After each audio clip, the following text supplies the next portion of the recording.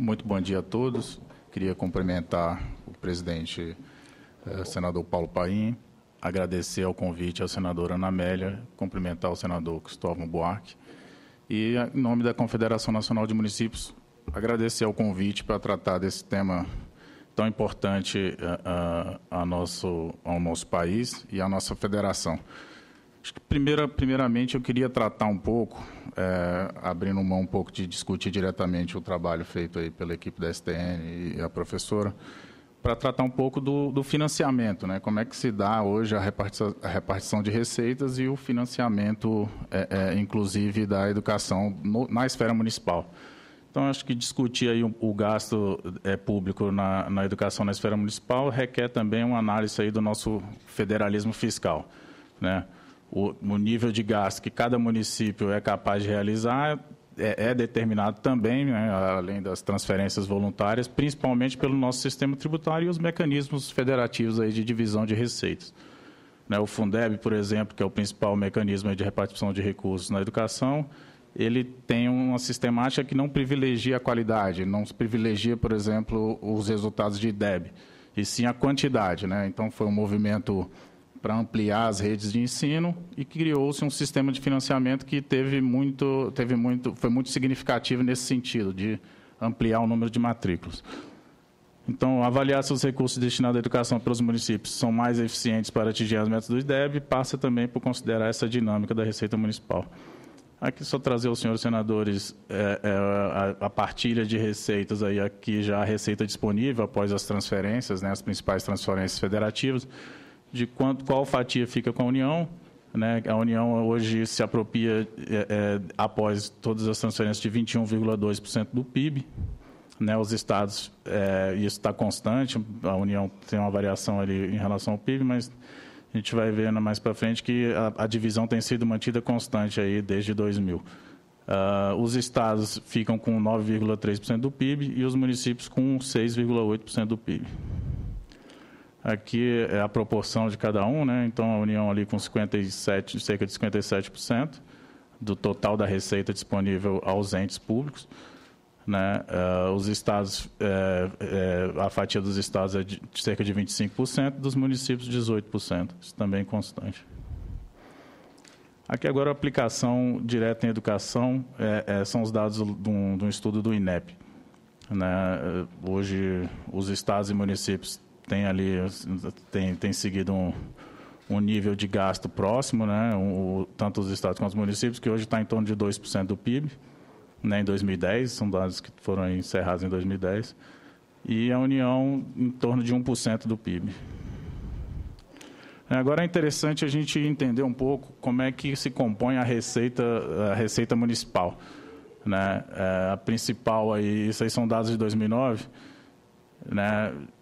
A principal receita é a de arrecadação própria, né? Depois a gente vai discutir isso, porque a arrecadação própria ela tem um grau de concentração grande na esfera municipal.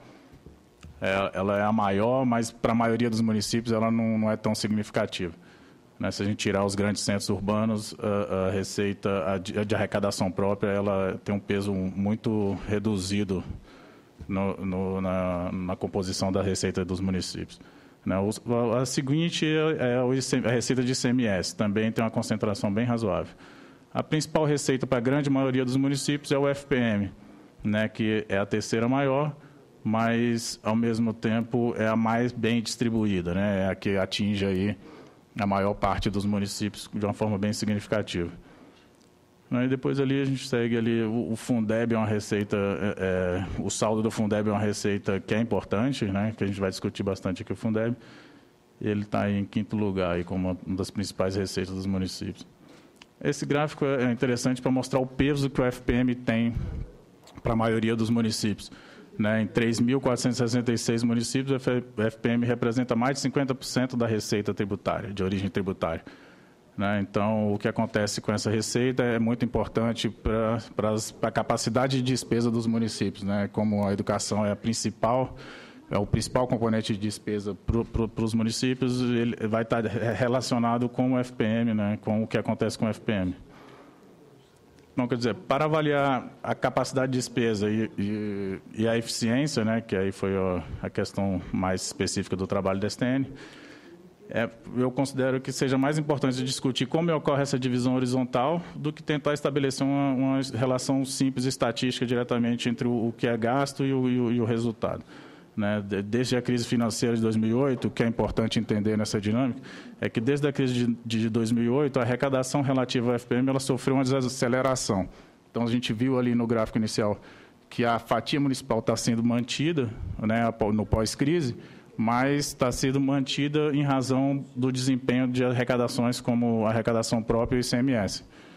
Né? O FPM aqui que a gente pode ver nesse gráfico, ele deu uma desacelerada a partir de 2008, né, e tem sido compensado pelo crescimento de receitas próprias. Né? Aqui eu trago um indicador do grau de concentração das receitas nos municípios, justamente para a gente entender que alguns municípios estão sendo prejudicados com esse processo de redução de perda relativa, né, do FPM em relação ao total da receita. Né? Ali, esse é o índice de concentração, como se fosse o coeficiente de Gini dos municípios, né, em termos de receita pública. O FPM ele tem um coeficiente negativo, isso indica que ele tem um efeito redistributivo. Municípios mais pobres recebem mais recursos. Né, o Fundeb também tem essa função, né, consegue ter essa capacidade de redistribuir recursos aos municípios mais pobres. Então, aqui é a curva chamada curva de Lorenz na receita, justamente para ilustrar ali o que os indicadores de Gini estavam demonstrando. Né, o interessante é que essa última curva aqui, mais abaixo, ela mostra o grau de concentração na receita disponível dos municípios. Né. Aqui o ICMS e PVA, vou passar mais rapidamente. Aqui é interessante a gente observar o FPM. Né? Essa curva vermelha mais abaixo, na verdade é uma reta, ela indica a igualdade. Né? Então, abaixo dessa curva, mostra a receita segue um padrão de concentração. Ela dá mais recurso para municípios com maior PIB. O FPM se encontra acima, isso significa que o FPM ele distribui receita para municípios com menor PIB, né? Então ele é o principal que tem efeito redistributivo. O Fundeb também, aquela curva superior, tem essa característica. Quer dizer, aqui agora é uma questão relacionada ao Fundeb, né? Uma avaliação que é muito comum é que o Fundeb, eu acho que tem até um pouco disso no trabalho, é de que o Fundeb veio a representar mais recursos para o conjunto dos municípios dos estados, que não é bem uma verdade. Né? Na verdade, o Fundeb ele é constituído por receitas que originalmente já pertenciam aos entes, né? E ele tem um efeito redistributivo dentro de cada esfera, né? E entre estados e municípios, que é um efeito até importante. Aí a composição do Fundeb, que na verdade ele é composto aí pelas retenções dos impostos, tanto estaduais quanto municipais. E o que a gente tem observado recentemente é que os estados acabam transferindo recursos aos municípios, né, porque eles contribuem mais para o fundo do que recebem do fundo pela sistemática de distribuição do fundo, que é relacionada às matrículas. Então,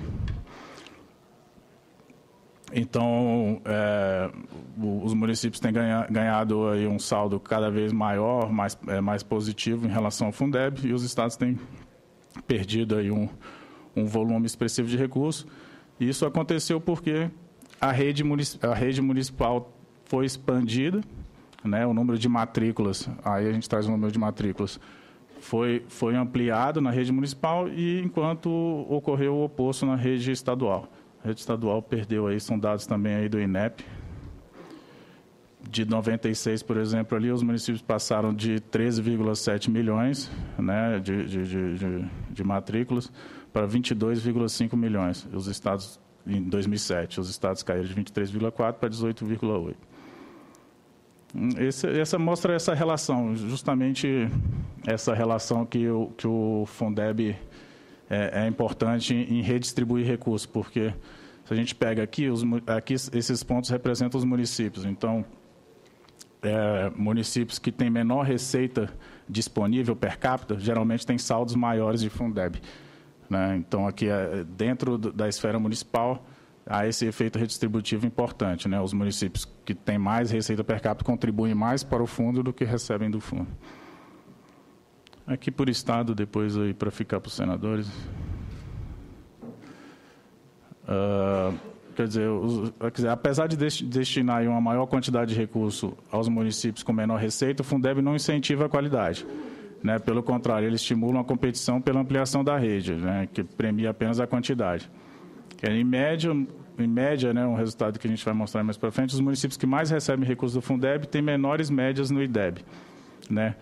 Quer dizer, acho que aí há uma consideração importante a se fazer. Antes da gente avaliar isso como uma deficiência do fundo, né, a gente deve lembrar que mais recursos, né, amplia a capacidade financeira desse ente de melhorar o seu indicador, como o presidente do INDEP coloca.